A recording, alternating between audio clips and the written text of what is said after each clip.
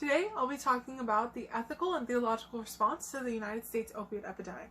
I know someone personally who suffered from opioid abuse disorder, and she told me that the biggest thing she remembered about her journey through it was she remembered she was driving down the street, and she was driving down the street and she thought about how much she thought she needed the drug.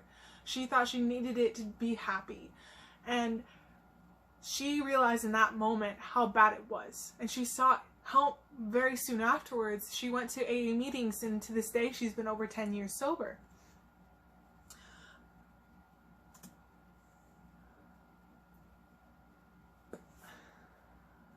In this presentation, I will be arguing that not only is it morally justified, but that it's necessary for the government to instill stricter regulations, strict access to prescription opioids, and provide more readily available and better treatment programs for those suffering from opioid abuse disorder. I would argue that by going through this history and scientific data of the evidence and asking three fundamental theological and ethical questions regarding this issue. 1, what is good for an individual? 2, do addicts have free will? And 3, does the government have authority? First is the background and scientific data of the opioid abuse epidemic. What is the opioid epidemic? The opioid epidemic is the multitude of Americans becoming dependent or addicted on opioid drugs, either by prescription or by illicit means. Over 702,000 people have died from drug overdose in the last 2 decades. 10% of those were in 2017, and 68% of those were caused by opioid-related drugs. In 2016, 20.1 million people needed some sort of addiction treatment, and only 19% of them got what they needed. And of those 19%, there's a 40 to 60% relapse rate.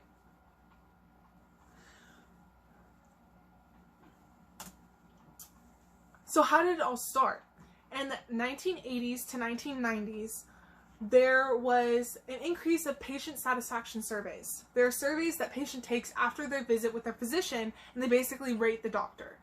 This led to an increase in willingness for physicians to provide opioids to people who don't actually need them. It led to an increase in prescription opioids. This was followed by the release of Purdue Pharma's OxyContin in the 1990s. It was widely available to a lot of patients, and it was mostly for non-cancer pain.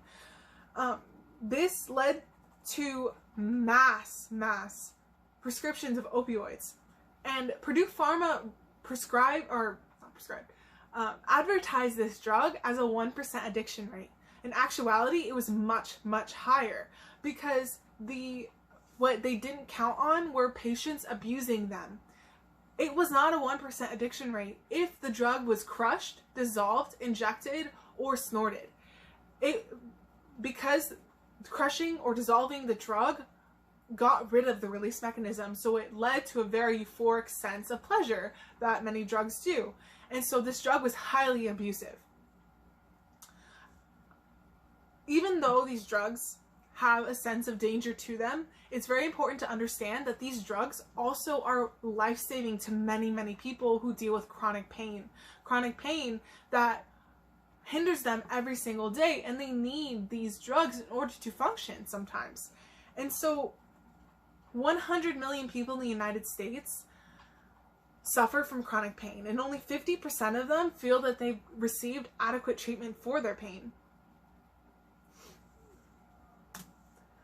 Some methodology and treatment that go along with opioid abuse disorder is the first one, and that's abuse deterrent drugs. Abuse deterrent drugs were introduced after Purdue Pharma got in a lot of trouble with their OxyContin drug that was not 1% addictive rate. And so they released their new drug, OxyContin, that was spelled just a little bit differently, that had a better mechanism to be abuse deterrent, hence abuse deterrent opioid drugs. And so but with this drug came at two costs. One, higher cost. It would cost $393 million more dollars to treat 100,000 patients with abuse deterrent opioids than it would be with just regular opioid drugs. This led to the second cost, a decrease in sales. This decrease in sales was not followed with an increase of a competitor's sales. It was followed with an increase of heroin use on the street by 23%. Another form of methodology and treatment is partial agonists and antagonists. Partial agonist is a rehabilitation drug mainly used to combat the cravings and withdrawal symptoms someone might feel going through opioid abuse disorder. It works by acting on the same receptors as hard opioid drugs, but does not produce a sense of euphoria in people dealing with abuse disorder. The other one is antagonists, which are not in the opioid family like partial agonists are, and they are a life-saving drug for people who go through many fatal overdoses. It inhibits the drug from acting on the receptors once injected, and it stops the overdose from acting as harmfully on the individual as it would without the drug.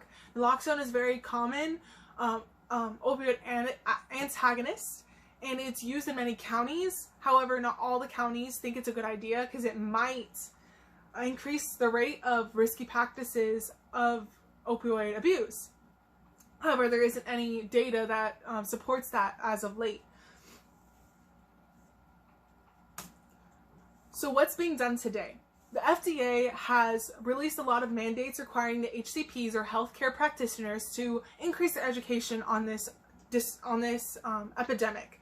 This was in response to how people usually become addicted to opioids, which is either number one way is gaining opioids from a friend or a family member that got theirs from a prescription, or number two, from a prescription.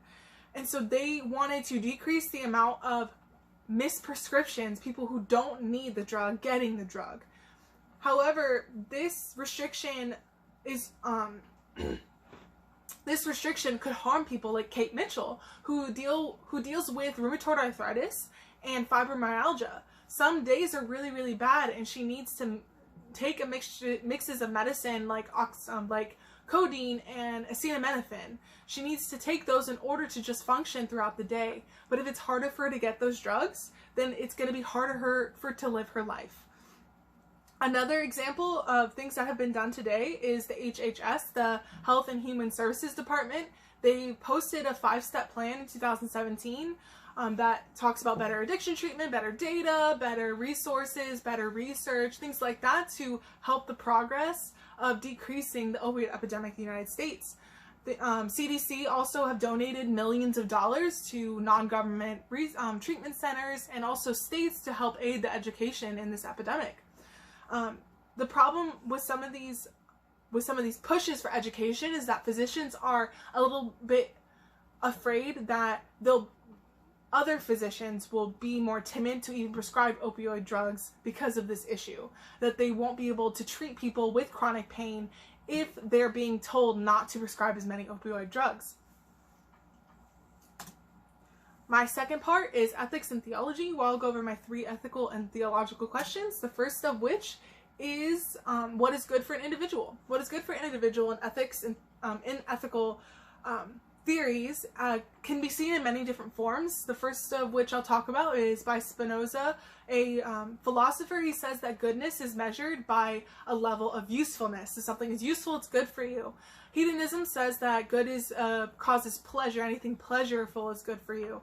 Utilitarianism takes it a little bit different route. It talks about pleasure, but mostly in the way of well-being. What it causes the most well-being for someone in the long run.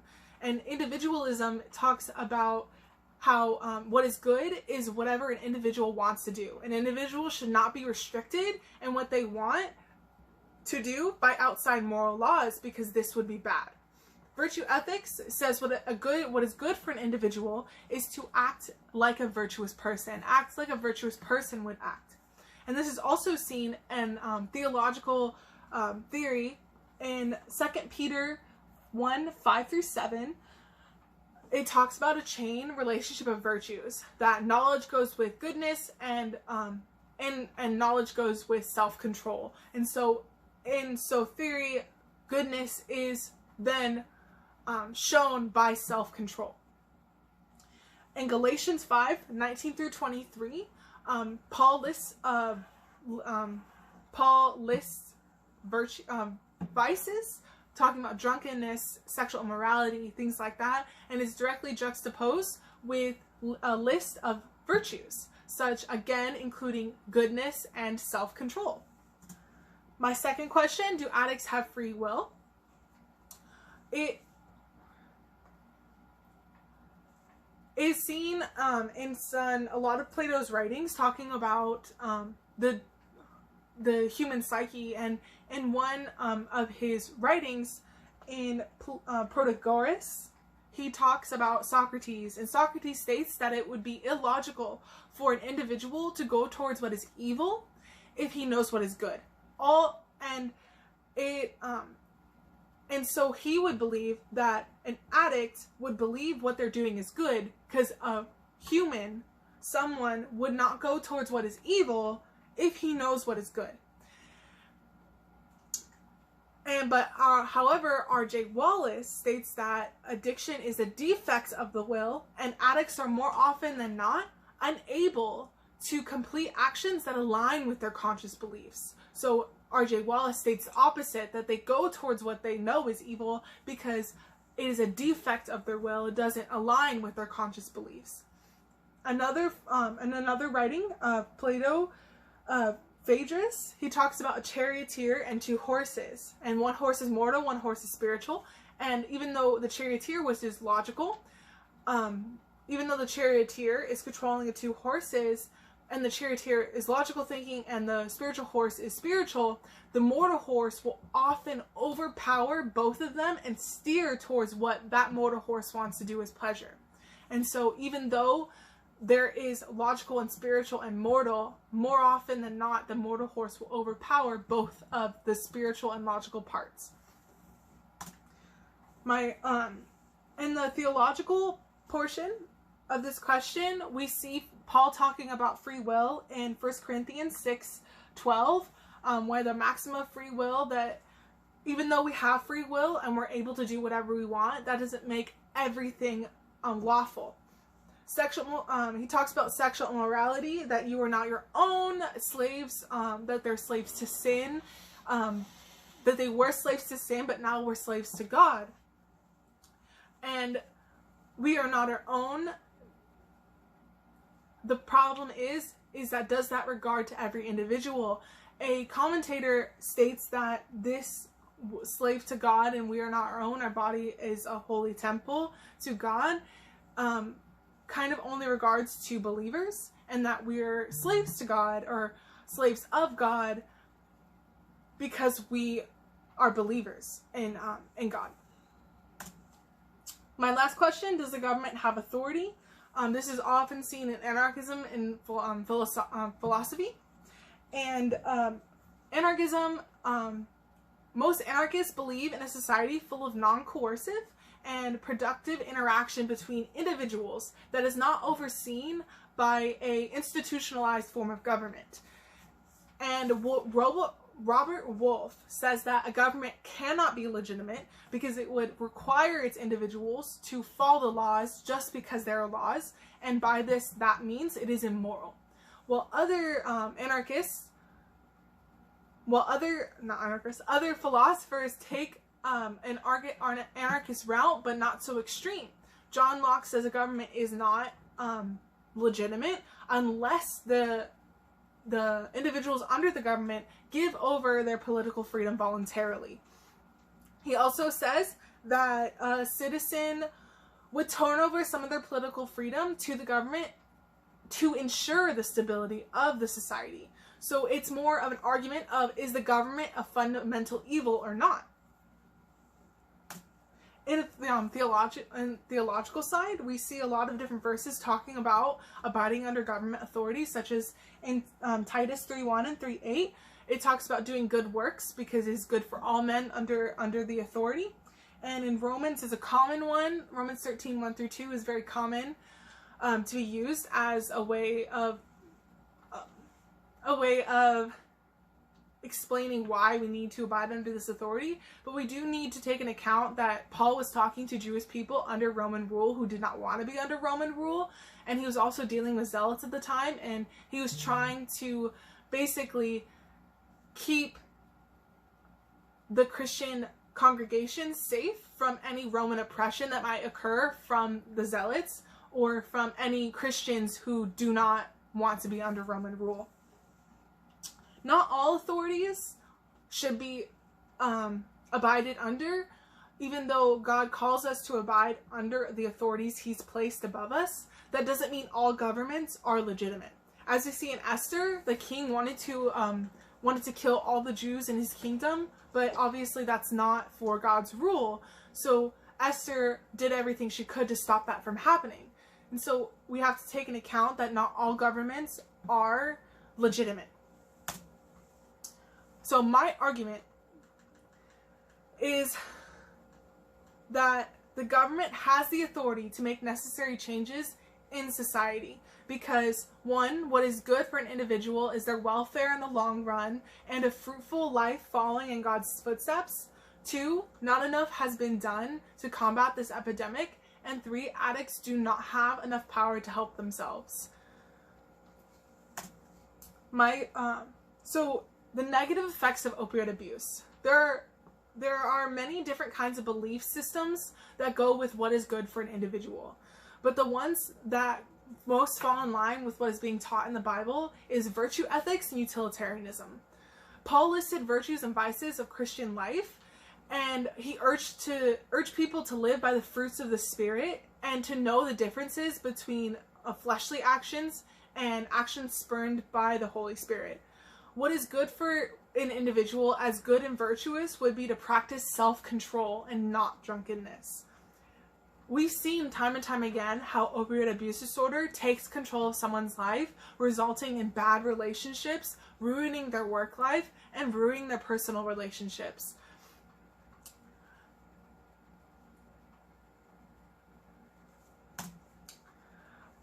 Addicts do not have enough willpower. There has been responsive measures put in place since the rise of deaths caused by the opioid epidemic. However, there has been an exponential trend within the past few years. There has been rehabilitation programs, therapeutic services, and medical assistance, treatments available for people with opioid abuse. So why do addicts tend to go to relapse? Why do they tend to stay in this systematic epidemic? According to philosophical theories, humans, especially addicts, are fighting against an impulse that goes against their conscious beliefs, one that is oftentimes so much more stronger than what they actually want to do. Addicts are unable to quit on their own strength, and Paul urges believers to run away from these desires and go towards God. But what if they can't? What if addicts are unable to choose for themselves to live in a life of virtue and goodness? Then wouldn't the addicts need to be saved from this illness by an authority, or at least the group that is not marginalized by society? That leads me to my third part of my argument. which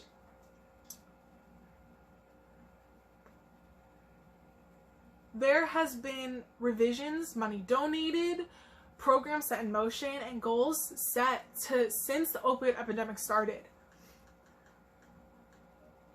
According to the research and the data of the National Survey on Drug Use and Health and the CDC, the epidemic will either stay or get worse before it gets better.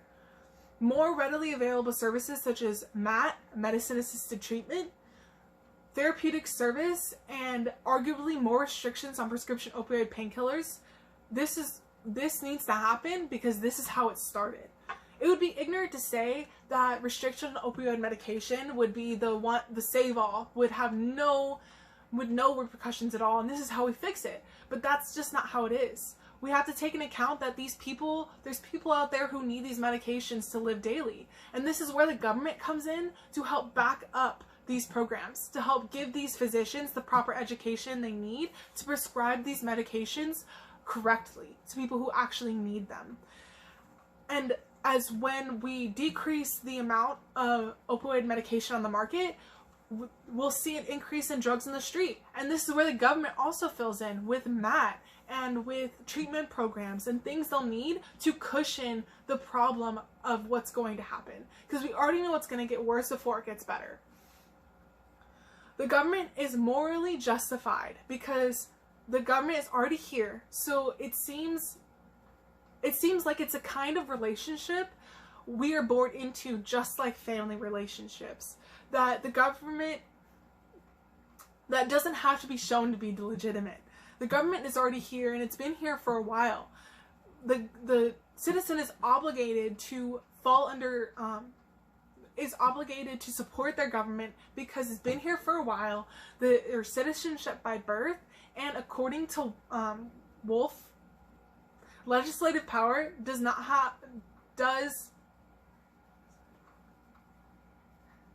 according to philosophical theory, the legislative power does not have to establish this legitimacy if it's a necessary relationship. At this point in history, the government is a necessity. God calls for submission under authorities that abide by his rule. What the government is going to try to do is to help the well-being of the United States citizens by decreasing this epidemic. The type of welfare would fall into the goodness and that is described in utilitarianism, virtue ethics, and Paul's writings of virtues. In conclusion, every debate will have consequences on either side of the argument. It's bad for patients that need to get medication easily, and it's good for people suffering from opioid abuse disorder. There needs to be action of the government either way, because it will cause the most well-being for the U.S. citizens as far as fruitfulness of life with Christ and the well-being of being able to live a virtuous life. Addicts don't have enough power to be able to do it themselves. It is morally and theologically justified for the government to complete these actions of legislative power. The scientific evidence we've examined has shown that there is lacking in the system in place now, and both for safeguards of addicts and for those who need pain medication. There is work being done to heal the epidemic, and there is work being done to provide education and resources for those who need it. Even though it's too early on to tell how these new procedures like the HHS 5-step plan and the FDA new education requirements, how these are going to go and even how they're going to be established, but as long as there is improvement in policy, education, and pharmaceutical prescriptions, the only thing the country can do is heal.